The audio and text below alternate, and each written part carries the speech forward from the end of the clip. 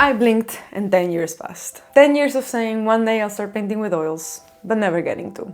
It wasn't until this year that I decided to finally go for it, because I realized that if I kept putting it off, I could one day get to the end of my life without ever really trying it.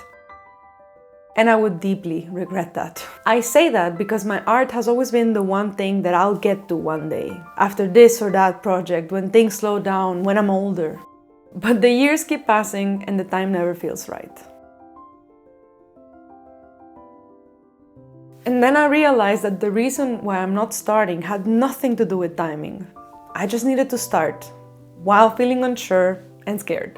And I know you've heard that before, that you need to start before you're ready, or make something exist first and then make it perfect later. Even now, after starting my journey, sharing it, slowly getting better, I still don't feel ready. It still scares me. The most frustrating thing for me is that I've been practicing so much to get here. But when I started my first oil portrait in color, I just couldn't do it. I couldn't make it look like what I saw in my head. And I didn't know how to make it better either. So I gave up on it for months. If you look at it now, you probably will never guess that. But the truth is, I almost didn't finish this painting. I felt really uncomfortable about not being able to paint it exactly how I imagined it. That feeling of being lost and not knowing what to do next was really scary. I was also really struggling to get back to the painting, because the first time I tried it, it went so bad. I was afraid to go back and fail again. That's when I realized once again that the reason I was putting it off was my own perfectionism. And I remembered reading somewhere that the most common type of perfectionists are the ones that never actually start anything because they're too afraid that it would not be good enough.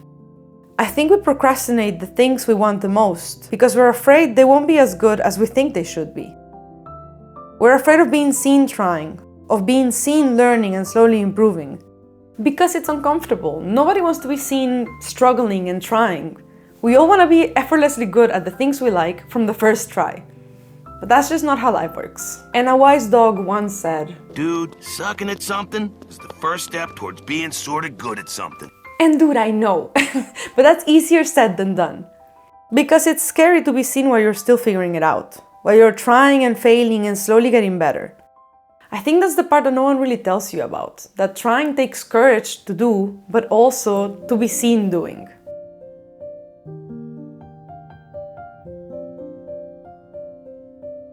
So we have to start, even if we don't believe in ourselves yet. Because believing in yourself isn't something that just happens out of nowhere.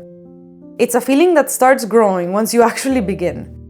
It catches you while you're creating, but you have to start before it comes. And most likely the first few times you'll fail. The hard thing is you have to keep on trying again and again and again. You have to be willing to fail, to be unappreciated, unseen, invisible. But you have to try for yourself. Not for others, for you. Because imagine if you let your fears decide for you. Fear can be very convincing. It can give you 1,000 reasonable sounding reasons why you shouldn't start, why you should wait, why you're not ready. But ready doesn't exist. And if the dream keeps calling you, I think it's time you answer.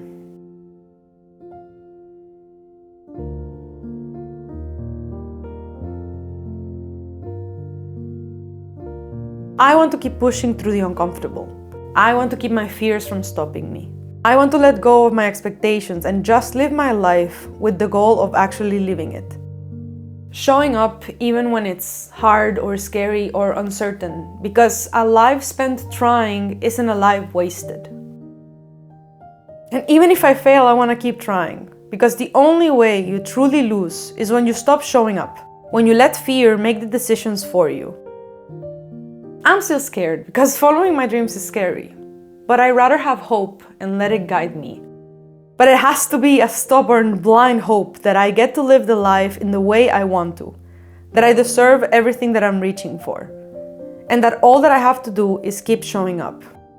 And again, I know that's easier said than done sometimes, but on those days where I'm really struggling, where I'm either too scared or too anxious to move, I like to play a little time traveling game.